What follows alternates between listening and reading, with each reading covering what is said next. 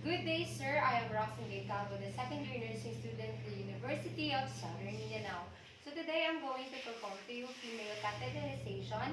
So we have, in first procedure, we need to check the physician's order, this for the confirmation, and then is we need to check for the completeness of the supply. So we have here the supply. This is the sterile field rather, and then is we're going to assess the patient if the patient is allergic to iodine or plaster.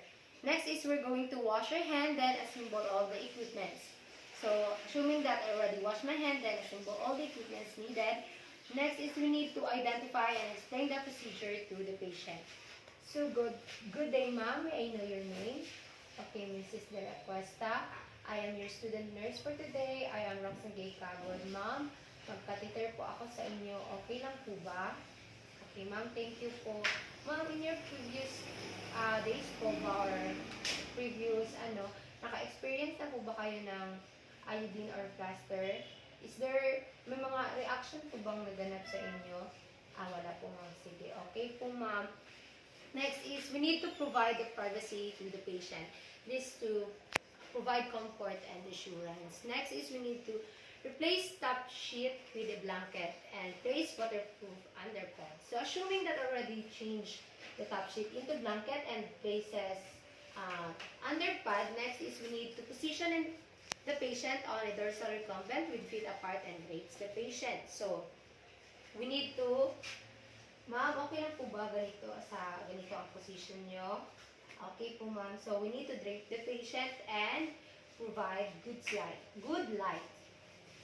So, assuming that I already provide good light to the patient for this clear vision of the private part of the patient and thus the perineal care. So, since we already done perineal flushing, we're going to proceed to the next procedure assuming that I already done that. Next is we're going to prepare the equipment for the catheterization with aseptic technique. Then we're going to open all the pack and place it in the sterile field.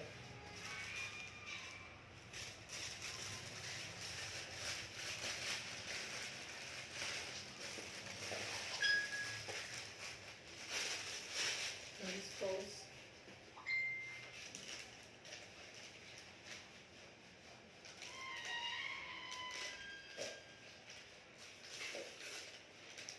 So assuming that I already open it all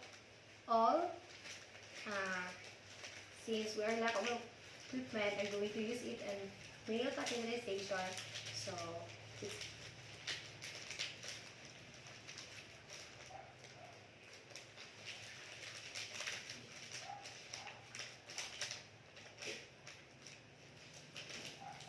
but make sure not to contaminate the sterile area of this polycatheter.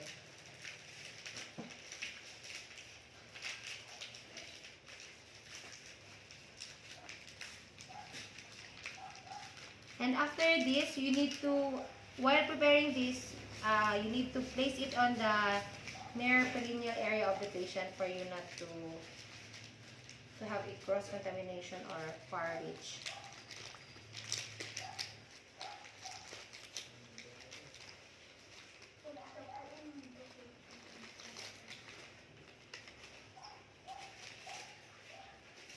Dispose. Next is we're going to put the lubricant on the sterile OS. So we have here the OS and the lubricant. After that, we're going to get 2 cotton balls and place on a jar in a sterile field.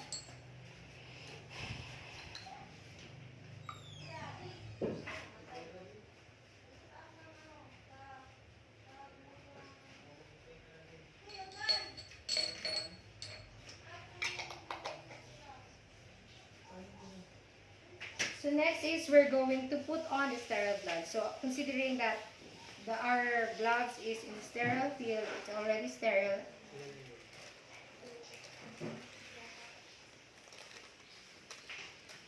So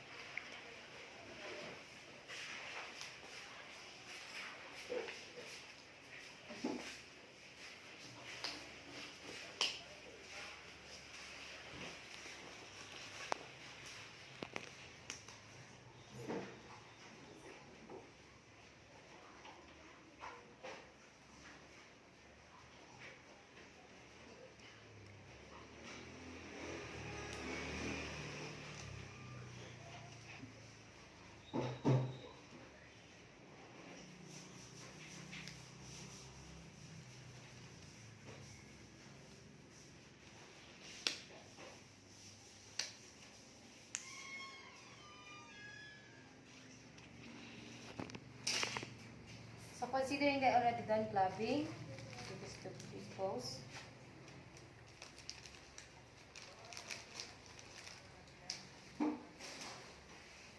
And after that, we are going to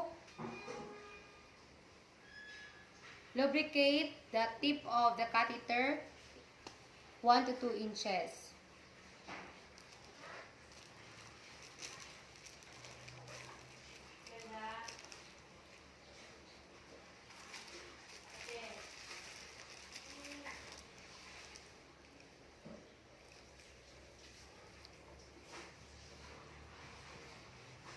So, since we are using Foley catheter, we need to set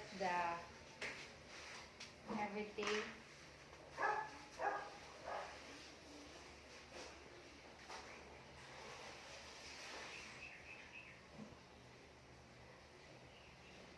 So we're going to lubricate the tip of catheter.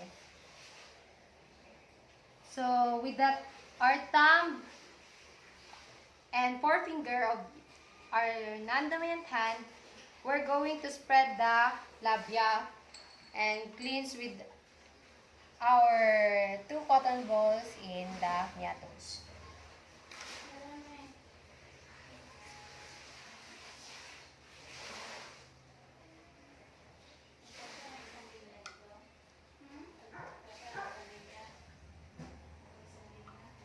So maintains hold until the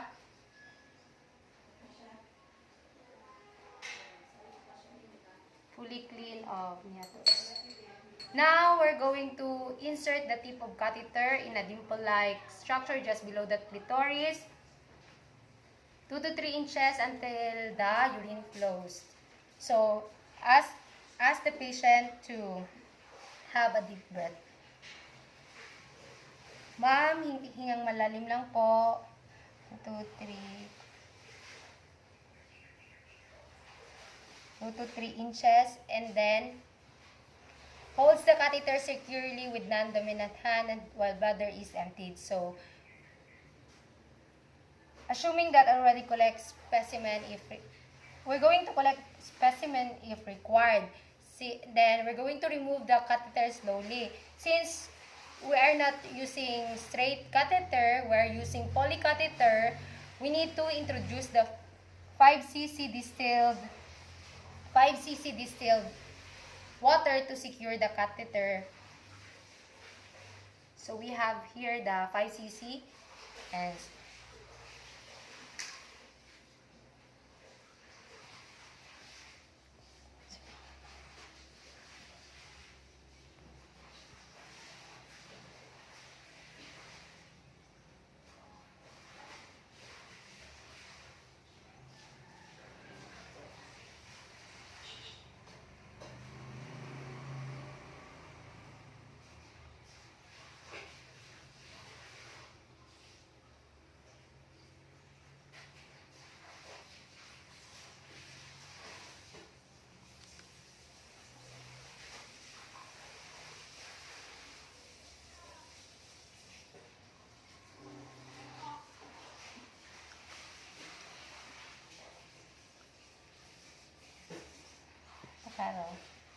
Maklaro ang tubig. Magawas ang tubig.